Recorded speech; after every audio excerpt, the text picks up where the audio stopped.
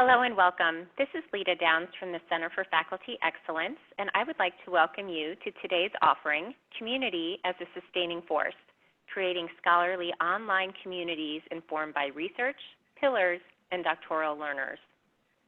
In today's session, we have Dr. Bonnie Mullenix with us, along with Dr. Michael Lees and Dr. Allison Binger. I do want to make a comment that this session was originally presented at the Walden 2020 National Faculty Meeting in Tampa, Florida, and we're super excited to have our presenters here with us again today. At this point, I'm going to turn things over to Dr. Mullenix. Welcome. Thank you. We're really happy to be here, and we're happy to share our work with anyone who may be listening along the way in the future.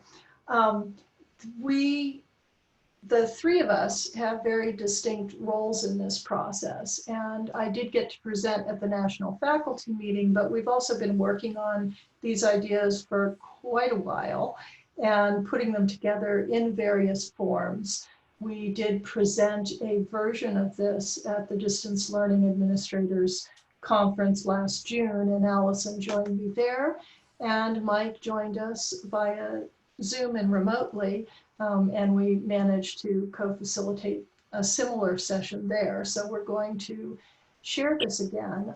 My role in this has been as faculty, Walden faculty, PhD in Education program, and the mentor to these lovely folk who have subsequently graduated out of our research forum group and moved on to being doctors in their own right and in their own places. And it's my pleasure to work with them as colleagues, but to harken back to our times when they were student mentees and involved in creating, not just creating the community, but ensuring that it is structured so it becomes a sustaining force, offering that scholarly online community that we can pull from research, the Walden Pillars, and most importantly, the learners themselves to help co-create it.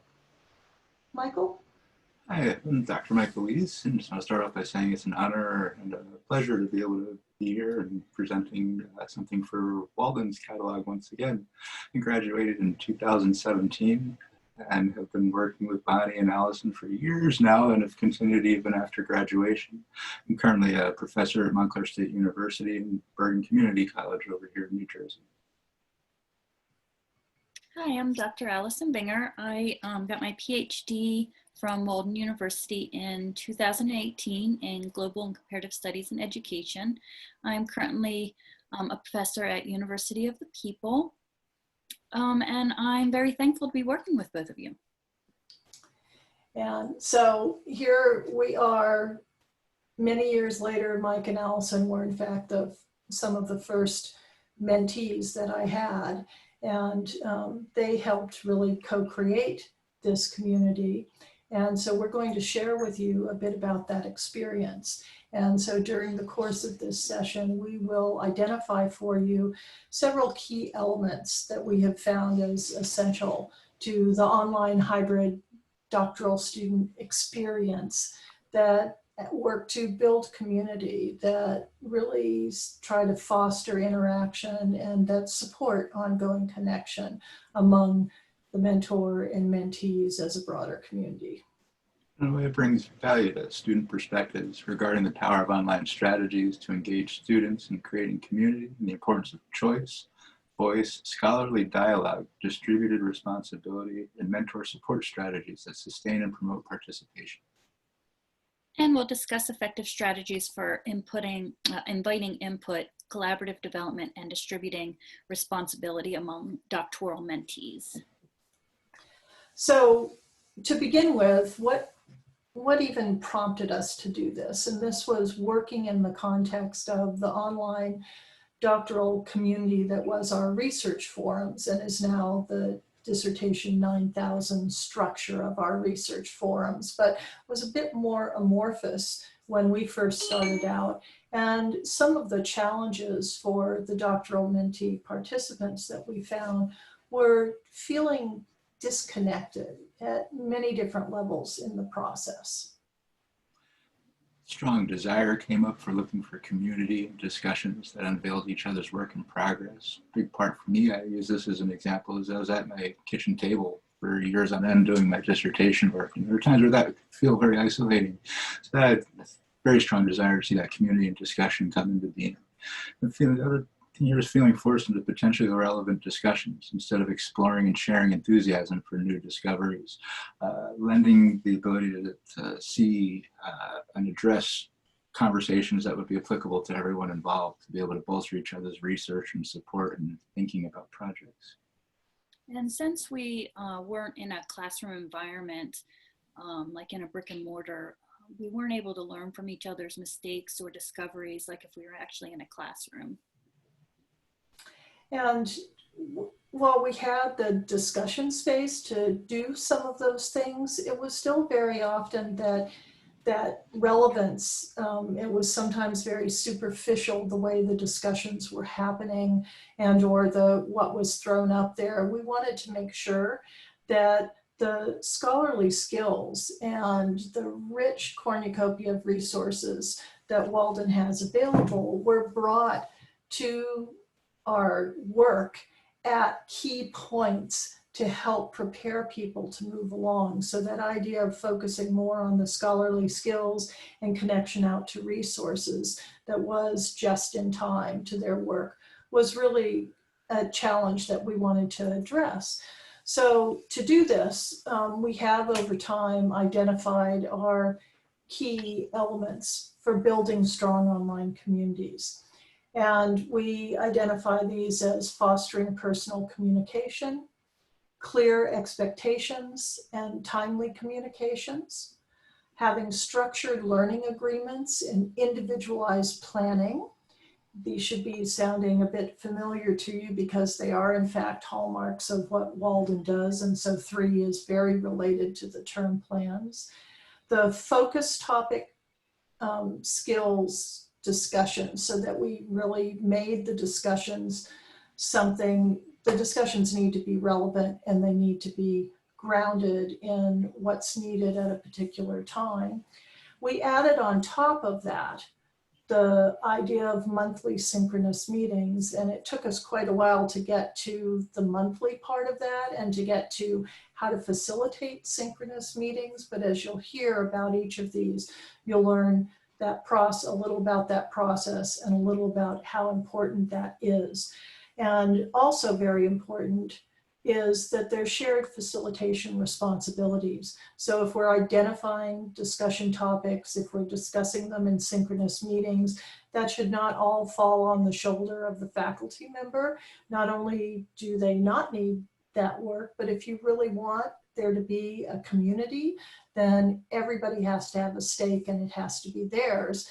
And so that shared facilitation responsibilities are very important, as is working collaboratively. If we had a problem to solve, if we had needed to search out information, then we would use additional collaborative tools, be they Google Docs, be they other things that were available to us to be able to solve those problems and collect that information together. And as we know, Walden's face-to-face residencies, we found that to be a very important part to kind of undergird and help sustain the online community with just a little taste periodically of that face-to-face connection. You'll also see that for those of you who are looking at this through the Walden eyes of the pillars, that everything that we're talking about, many of the things are in support of the 5 strategic pillars that Walden has to change our game and up our play, and that idea of making digital learners and helping to create them and have them feel that connection with Walden is a centerpiece here, that the ability to deliver personalized, contextual, predictive experiences that are on learners' terms and very responsive to them is very central to what we've been doing. The idea of partnering with learners to be able to actually achieve these. And offering flexible choices, and choice is an incredibly important part of building any community. So we can see the alignment with the pillars. In doing this, fostering personal connections is where we always start. And the Mentees Cafe in the research forum is an important place to do that, to begin to build the faculty, student, and mentor-mentee connections, as well as student-to-student connections, which are critically important. If we're going to have a community, we need to be able to build trust. We need to be able to share experiences. We have the ability to find commonalities, to connect individuals with each other, and to be able to help continue those practices so that they can build forward. So whether it's everyone who's at a similar phase in the doctoral dissertation journey and can build, or whether it's a common interest, we find those things through our community connections that start in the Mentees Cafe and carry out through all our other communications. But these personal connections you find, as we will with each of the elements, we will share with you the research. It's grounded in that research on recommending meaningful and relevant interactions. And towards the end of the slide deck, you will have access to those references should you be so interested. The second thing that begins on the shoulders of the faculty member is to make sure that, and this is standard research forum practice, but it bears repeating because it is a foundation reference point for building solid communities. So making sure that the course structure is clear and that participation expectations that you have, which may be unique to your community, are clearly articulated, that the announcements are used on a periodic, semi-regular, relevant to the moment in time basis, so that they go out, and they go out not only just as announcements that people can get to later in the as the quarter goes on, but also are pushed out as emails. And that in any of our communications, especially when it's online, we model and monitor as well the netiquette that we need to be able to have effective communication, because without the trust and respect for each other, it can go awry and it is not going to be a community. So that's essential. And again, these recommendations are things that we find in the existing literature. Yeah, I'm thinking about it on an individual level, the learning agreements, critical aspect of being able to help guide through the course of the dissertation process, the CAM processes that are involved in moving through Walden's program. The use of individualized learning agreements with goals and weekly plans and check-ins, very important. Beginning of each quarter, coming to the end of each quarter, being able to bounce that work off with the dissertation chair and mentor was highly, highly helpful. One aspect for me that be able to speak to it from a personal experience was it helped motivate me, to help keep me in track, to help keep me going. It was self-motivating, it was peer motivating, and mentor inspired. The feedback was important, hearing how the work is doing, being able to check in with where you're at, what that timeline looks at. Also found heavy emphasis on the promotion of creativity and creative processes involved in that.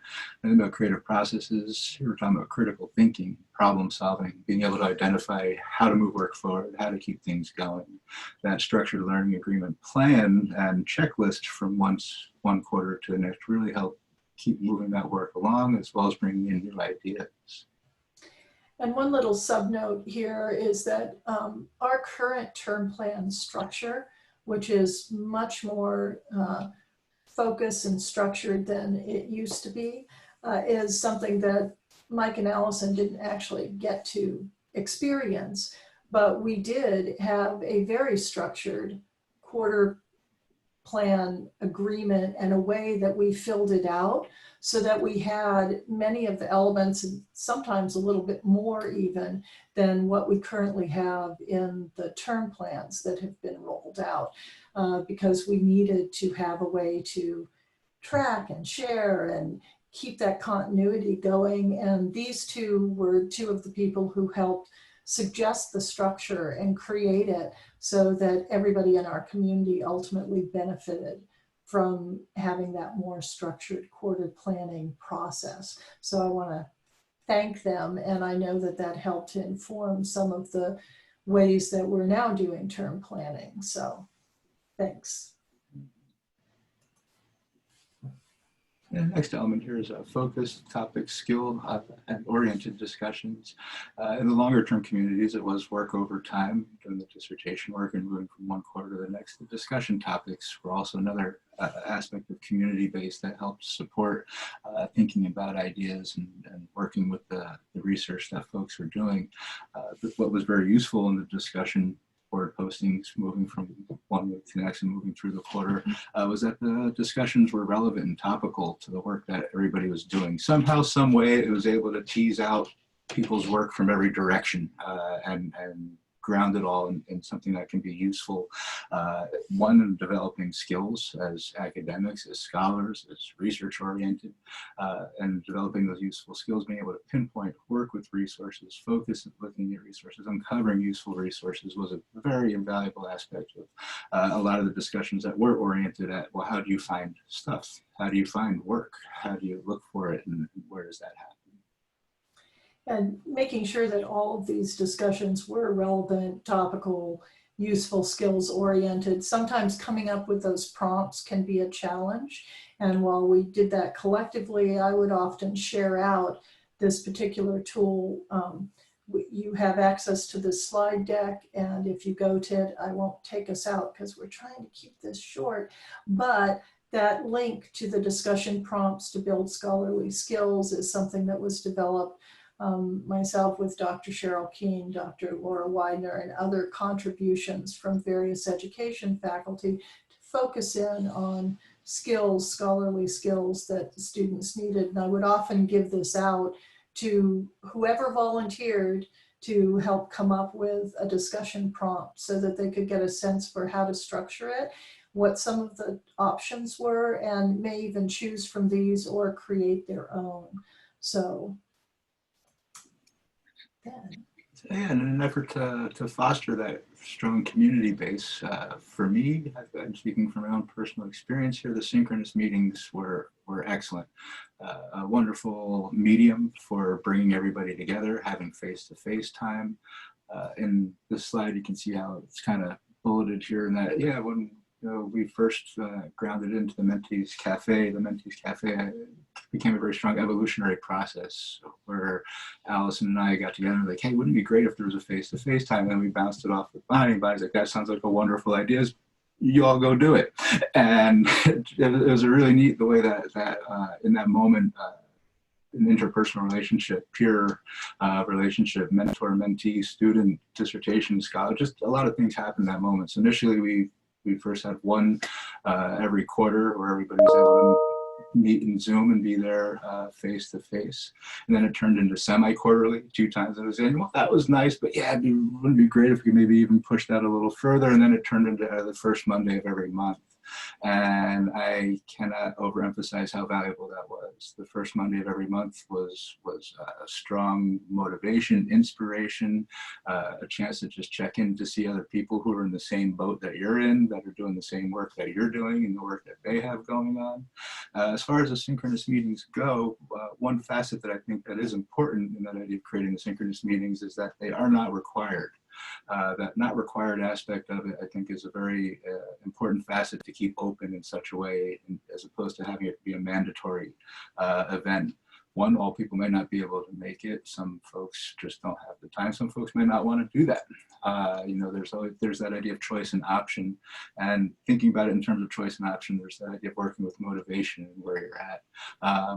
As we moved through that and had this going on over the course of the years of working through the dissertation and everything, the Monday meetings became the centerpiece of the community. I looked forward to it once a month like nobody's business. It was great to see everybody once a month, ground in, check in. And again, just once again, hey, everybody here is doing the same thing while you might be sitting alone doing the rest of your work for the rest of the month. We have a small video clip here that I think really does more justice than any words I can come up with to show you what that's all about. So, any comments about the discussion topic other than you guys have been doing a great job finding your best journal and connecting with each other? Any quick comments about that? This is the best discussion assignment that I have ever had in all my time at Walden. It was valuable and exciting. Yeah. And I learned so much from it. I really appreciate it. Thank you so much. Seriously. Wonderful. It was just fantastic. I had to pull myself away. I had other things I had to do. I had fun hunting. And I never thought of myself as a hunter, but I think I'm going to start hunting. Anyone else here?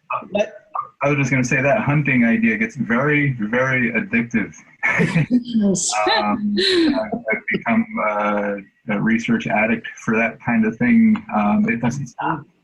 It'll keep coming and coming. And I really like this discussion too for that. It was really great to see what other people have found because some of the journals that have popped up there I haven't seen before either. And so it's been great to share that. Everybody and see how everybody's different strategies and what kind of way they're working towards finding stuff. Yeah.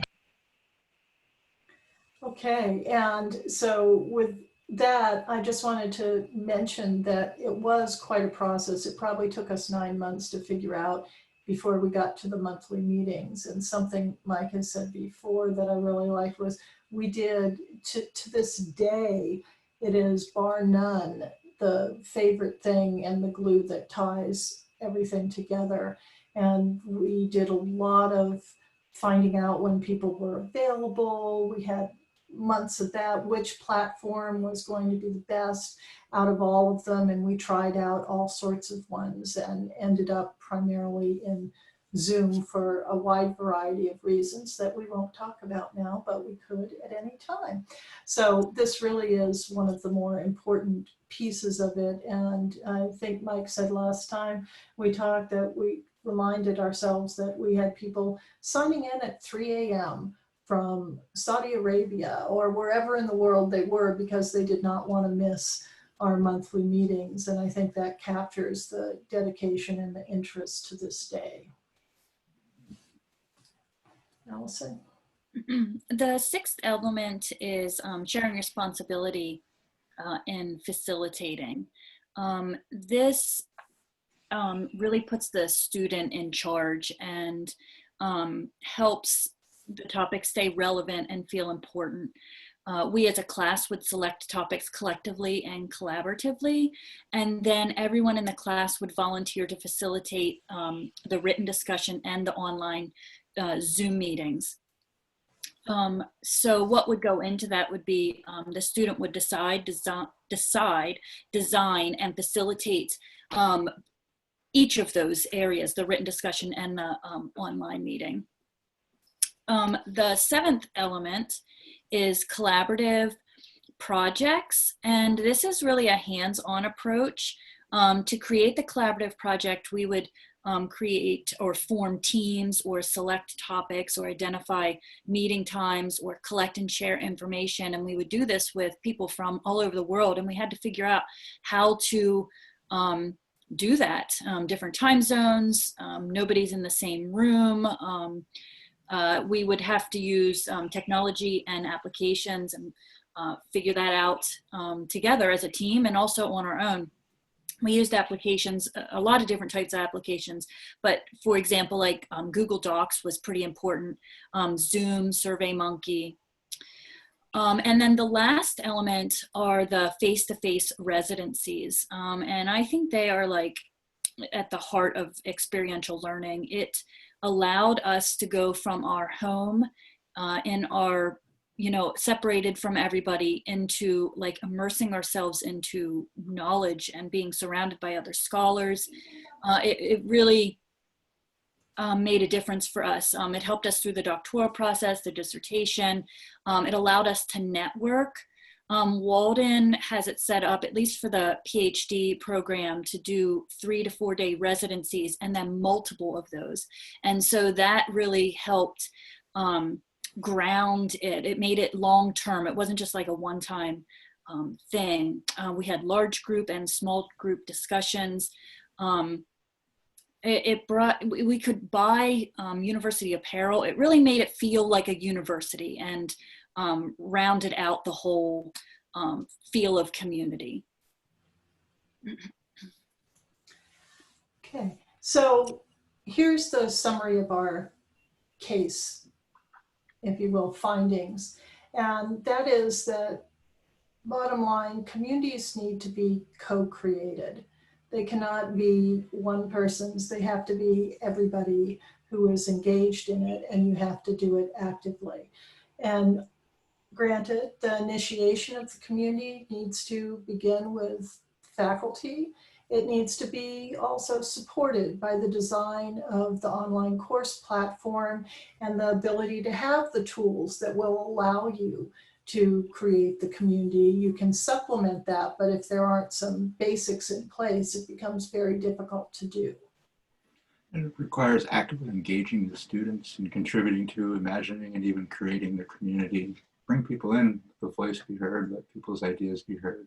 Co-creation leads to a sense of ownership and responsibility for the ongoing health of the community. Development of the scholarly voice, so happens in that. Research supports our findings that online community requires maintaining a balance between the educator, the course construction, and the educator's willingness to allow the space for student-centered activities to occur. So you can see from all this that there are some key elements that need to be there and some key components. We've also supplied here some link to the tools that we used along the way that were perhaps outside of the general norm that were there. And if any of them sound interesting to you, you can link out to this slide. It will give you links out to each of those, and or it will give you an active link to a previous presentation that has those in it as well. So whether it be TriCider, Doodle, Google Calendar, which we had for a while, our general community discussions, the idea of virtual synchronous meetings with video.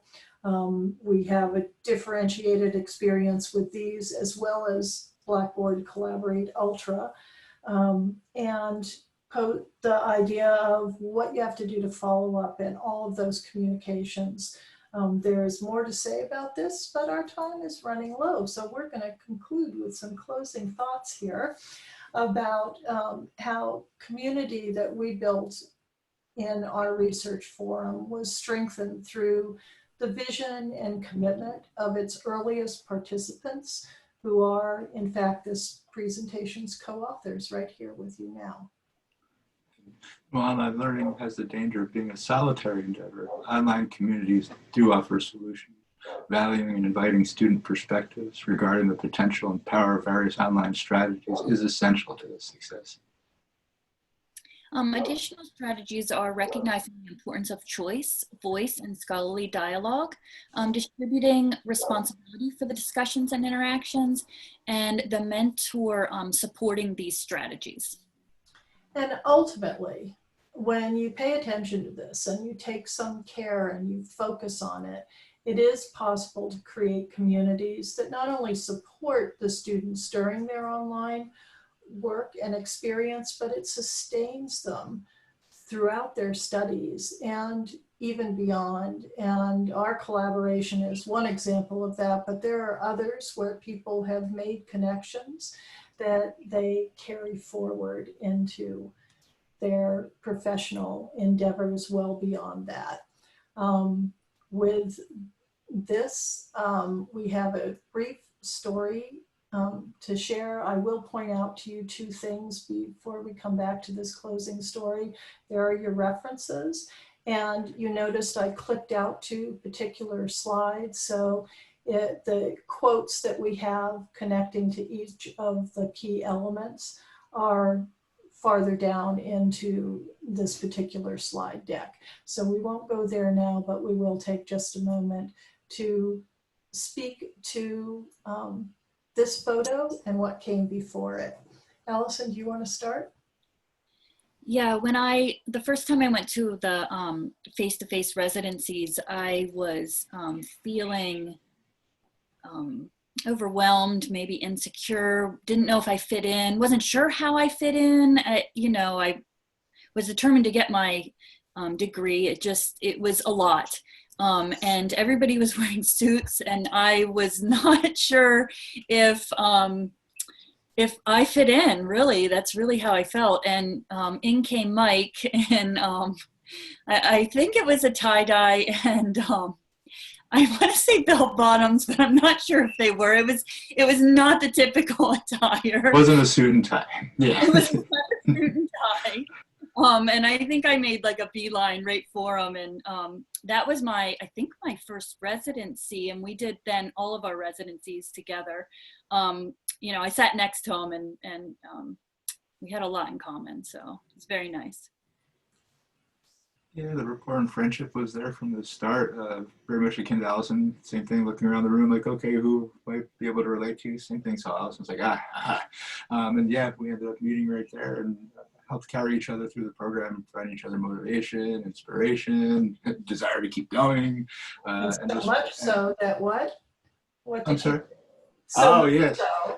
So. So much so that when I finished in 2017, put off walking across the stage until Allison was done. I said, yeah, I'm not going to do that walk until we get to walk this together. So yeah, we were able to put that together then.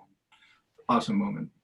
One of my favorite heartwarming stories, how Walden experiences, we got to, of course, be in the research forum, but that connection of residencies for them that carried through our community, that translated into Mike waiting 18 months so that their families could meet, and so they could walk across. They were fourth and fifth across the stage being hooded, and that says something about the power of community when someone would wait for that extra moment to kind of carry through that connection.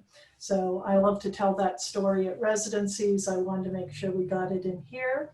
And with that, I think that we have reached the end of our time with you. So thank you so much for taking a moment. And if you have any questions for either of us, this final slide gives you our emails, and we would be happy to talk more about any of these issues. Thank you so much. Thank you.